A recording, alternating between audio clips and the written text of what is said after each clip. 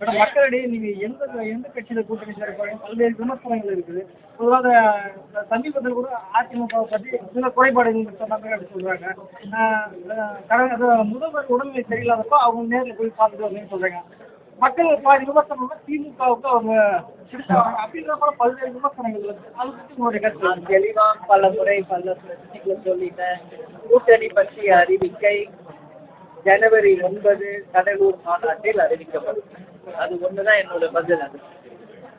அது நாங்க சொல்லாததெல்லாம் நான் சொன்னதா பத்திரிகையாளர்கள் போடுறீங்க. அது கண்டனத்துக்குரிய ஒரு விஷயம். நான் என்ன சொல்றேனோ அதை நீங்க போடணும் அப்படின்னு பிரஸ் என்கிட்ட கேள்வி கேட்கு. நாங்க சொல்லாத ஒண்ண நான் சொன்ன மாதிரி போடுறது, திருச்சி போடுறது, நான் அது ரொம்ப ஹர்ட் ஆயிடுச்சு. எனக்கு தவறான ஒரு விஷயமாக அது ஸ்ப்ரெட் ஆகுது.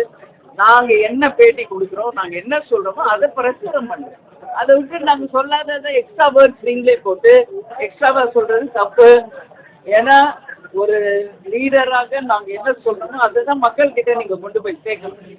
நாங்க சொல்லாதது நாங்க எங்க கட்சி நிர்வாகி கிட்ட பேசுறதெல்லாம் நீங்க டெலிகாஸ்ட்ல நான் சொன்ன மாதிரி சொல்றது மிக பெரிய கண்டனத்துக்குரிய விஷயம்.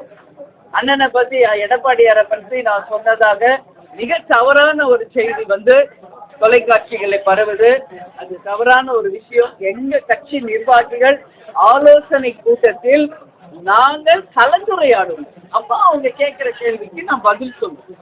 அப்போ பேசப்பட்டதுதான். உடனே என்ன சொல்றீங்க, முதுகுல வெட்டிட்டாரு அப்படின்னு நான் சொன்னதாக முற்றிலும் ஒரு தவறான ஒரு விஷயத்தை மக்களிடையே பரப்புன நிச்சயமாக அனைத்து ஊடகங்களுக்கும் என்னுடைய கண்டனத்தை நான் தெரிவித்துக் கொள்கிறேன். நாங்க சொல்லாத ஒரு விஷயத்த நான் சொன்ன மாதிரி நீங்க சொல்லக்கூடாது. அந்த வார்த்தை என் வாயில வரவே வராது. நான் இது வரைக்கும் பேசினது கூட கிடையாது. எங்க கட்சி நிர்வாகிக்கு நான் எது வேணாலும் ஆலோசனை பண்ணுவோம். அதெல்லாம் பிரஸ்ல சொல்ல முடியும். பிரஸ்ல நான் என்ன பேட்டி கொடுக்குறேனோ அதை தான் நீங்க போடணும். அதை தவிர மாற்றி மாற்றி திருச்சி நீங்க உங்க சுயலாபத்திற்கெல்லாம் நீங்க அதை யூஸ் பண்ணீங்கன்னா பத்திரிகையாளர்கிட்ட இன்னைக்கு நான் மேல்மருவத்துல அம்மன் முன்னாடி கேட்டுக்கிறேன், தயவு செஞ்சு என்கிட்ட பிரஸ் மீட்டுக்கு வராதீங்க. இனிமேல் நான் அவ்வளவு தூரம் உங்களுக்கு ரெஸ்பெக்ட் பண்றேன். எந்த ஆளு டெய்லி உங்களை கூப்பிட்டு பிரஸ் மீட் கொடுத்துட்டு இருக்காங்க யோசிச்சு பாருங்க. தமிழ்நாடு முழுக்க போகின்ற அனைத்து இடத்திலும் அனைத்து பிரஸையும் நான் டெய்லி சந்திச்சிருக்கேன். அப்படி இருக்கிறப்ப நான் சொல்லாத ஒரு விஷயத்தை பதிவு செய்த அனைத்து ஊடகங்களுக்கும் தேமுதிக சார்பாக என் சார்பாக என் கண்டனங்களை இந்த நேரத்தில் நான் பதிய வைக்கிறேன்.